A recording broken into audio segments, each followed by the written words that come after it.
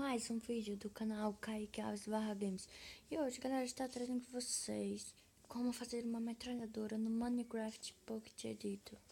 Vocês vão precisar de editor, pedra, tocha de redstone e flecha. Vocês vão pegar a pedra, botar aqui,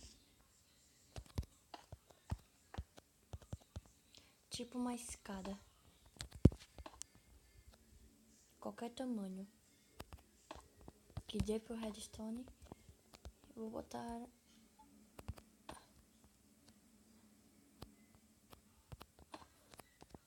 você bota o editor aqui, assim, pra esse lado.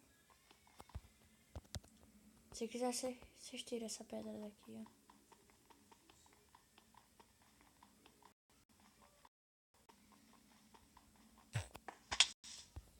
Aí. Chegar, botar o redstone aqui. Vocês vão botar aqui e aqui. Vocês vão botar uma pedra aqui e uma aqui.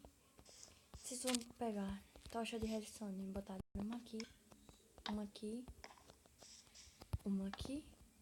aqui. Vocês vão botar a tocha aqui, uma aqui. Não bote aqui ainda, pessoal. Vocês vão botar a tocha, as flechas. Deixa eu pegar aqui, pessoal.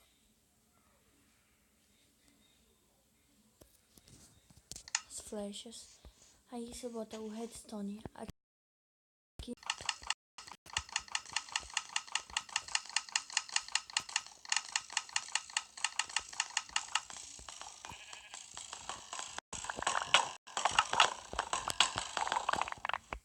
Tá vendo, galera? Que demais. Galera, se você curtiu, se inscreve no canal Kaique Alves / Games e likes. Tchau, galera. Fui.